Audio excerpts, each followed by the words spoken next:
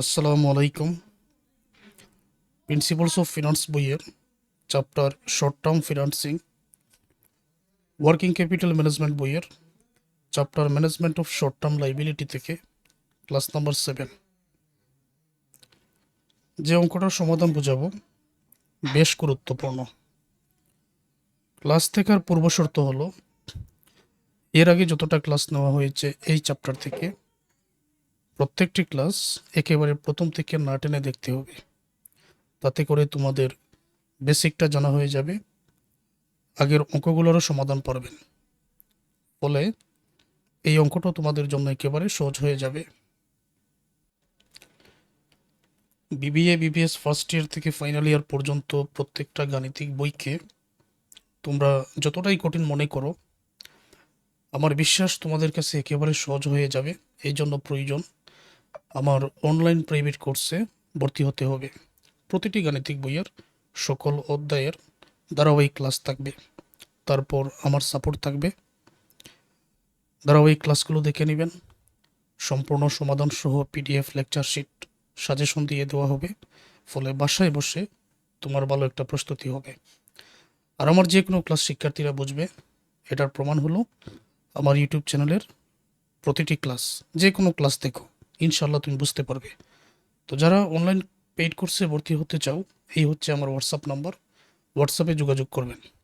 আর যারা অলরেডি আমার online paid ব্যাচে যুক্ত আসছো, যদি মনে হয় তোমরা আমার ক্লাস থেকে উপকৃত হচ্ছ, তখন তোমাদের সহপাঠী যারা আছে তাদেরকেও আমার অনলাইন প্রাইভেট কোর্সে ভর্তি হওয়ার পরামর্শ দিবেন।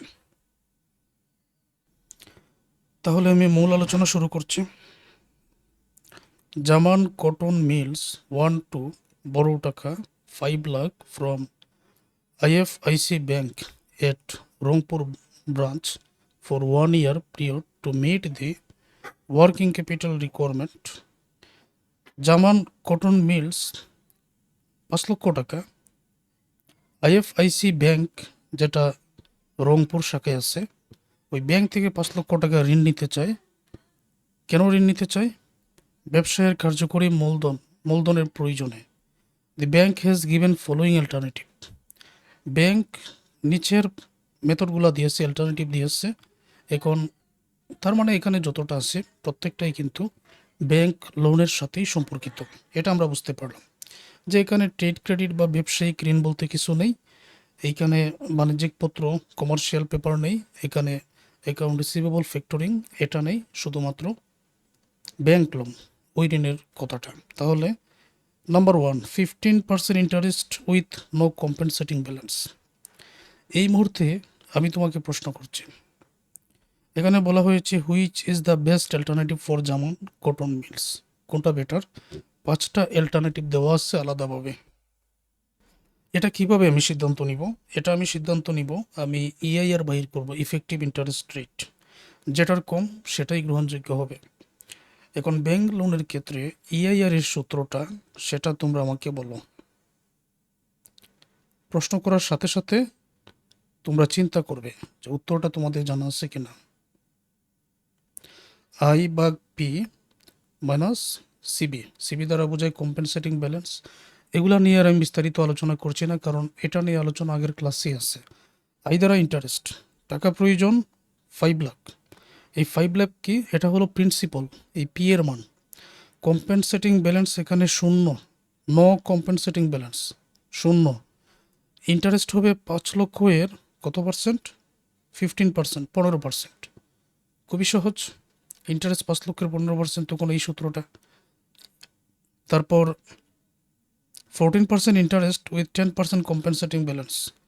আয়ের মান 5 লক্ষ এর 14%, প্রিন্সিপাল তো 5 লাখ থাকবে, আর কম্পেনসেটিং ব্যালেন্স তখন 10%। আগেরটায় শূন্য, বর্তমানেরটায় সিবি এর মান 5 লাখের 10%।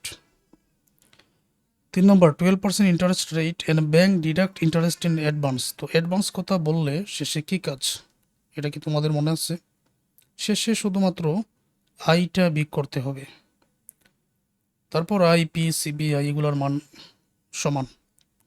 10% ইন্টারেস্ট রেট, 20% কম্পেনসেটিং ব্যালেন্স, তারপর ডিডাক্ট ইন্টারেস্ট ইন অ্যাডভান্স। তো আগেরটার মধ্যে কিন্তু কোনো কম্পেনসেটিং ব্যালেন্স নেই। তো তো এখানে আবার 20% compensating balance.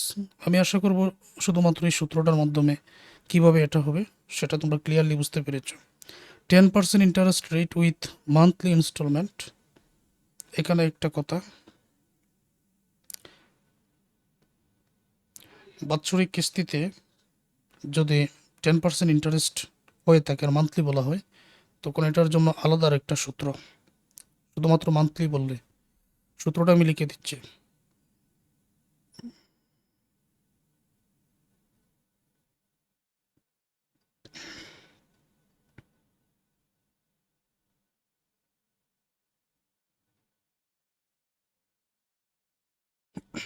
Two P C by A into n+1 into 100। তবে এই মান্থলি ইনস্টলমেন্ট বললে এই নামগুলো কিন্তু পরিবর্তন হয়ে যাবে। বর্তমানে সূত্র যদি আমরা এটা লিখি তখন এই যে নাম পি সি এটা পরিবর্তন হয়ে যাবে। তাহলে এখন পি দ্বারা কি বোঝাবে? প্রথমে যে পি আছে, পি দ্বারা বোঝাবে number of instalment in a year. যেহেতু এটা মান্থলি ইনস্টলমেন্ট, প্রতি মাসে কিস্তি, তাহলে ইনস্টলমেন্টের পরিমাণ হবে 12। আবার এখানে যে এন আছে, এন দ্বারাও বোঝাবে নাম্বার অফ ইনস্টলমেন্ট। পি দ্বারাও নাম্বার অফ ইনস্টলমেন্ট, এন দ্বারাও নাম্বার অফ ইনস্টলমেন্ট। তখন সি দ্বারা বোঝাবে ইন্টারেস্টের পরিমাণ। যেমন 5 লাখ, এটার 10%। সি দ্বারা বোঝাবে কি? ইন্টারেস্ট, অর্থাৎ 5 লাখের 10%। এরকম হবে 5 লাখ ইন্টু 10%, যত হবে তত। তারপর বর্তমানে এখানে যে এ আছে, এ দ্বারা বোঝাবে অ্যামাউন্ট অফ লোন, এই ঋণের পরিমাণ 5 লাখ।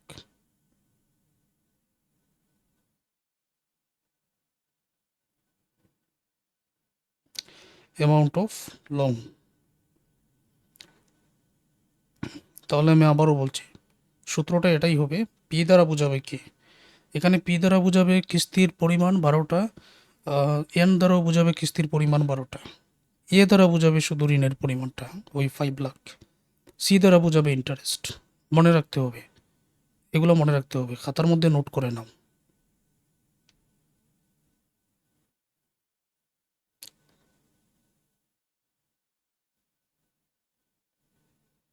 আচ্ছা, একটু লক্ষ্য করো।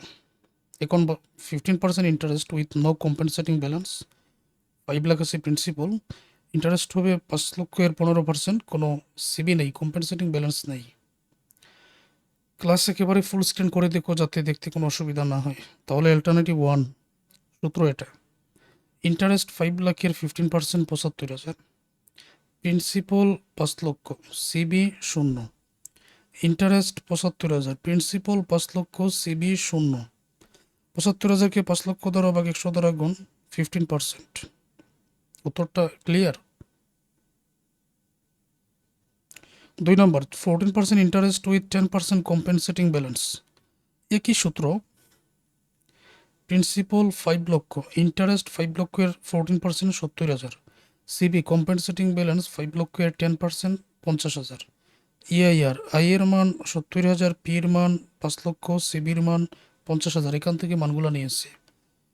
তারপরে উপরে 70,000, 5 লক্ষ থেকে 50,000 বাদ দিয়ে 4 লক্ষ 50। 70,000কে 4 লক্ষ 50 দ্বারা ভাগ করে 100 দ্বারা গুণ করলে 15.56%। ক্লিয়ার এতটুকু? 12% interest rate and bank deduct interest in advance. Advance বলার কারণে শুধুমাত্র একটা আই নিচে যুক্ত হবে, আর কিছু না। Cost of bank loan, principal 5 lakh, interest 12%, 60,000, compensating balance এটা দেওয়া নেই, 0। আইয়ের মান 60,000, পির মান 5 লক্ষ, ইন্টারেস্ট 60,000, সিবির মান 0, 100। উপরে 60,000, 5 লক্ষ থেকে 60,000 বাদ দিলে 4,40,000। 60,000কে 4,40,000 দ্বারা ভাগ করে 100 দ্বারা গুণ করলে 13.64%।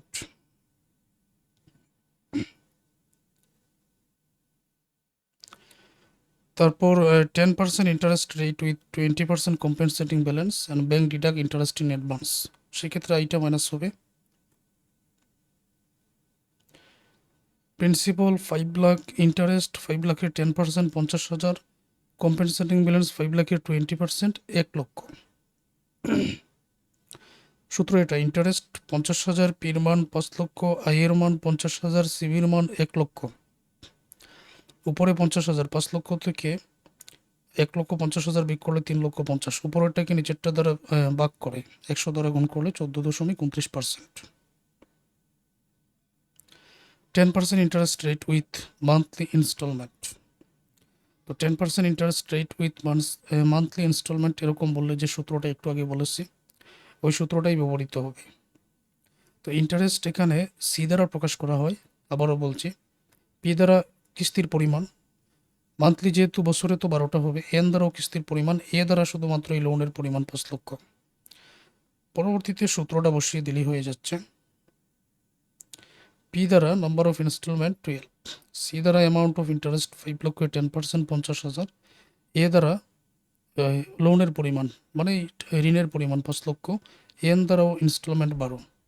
সূত্রটা 2, পির মান 12, সির মান 50,000, এ 5 লক্ষ, এন এর মান 12 প্লাস 1 ইন্টু 100, 2, 12, 50,000 উপরে যোগ করলে 12 লক্ষ, তারপরে 12 আর 1 যোগ করে 13, 13 দ্বারা এই 5 লক্ষকে যদি গুণ করি 65 লক্ষ, উপরেরটাকে নিচেরটা দ্বারা ভাগ করে 100 দ্বারা গুণ করলে 18.46%। এখন বেটার কোনটা, যেটার কম সেটা।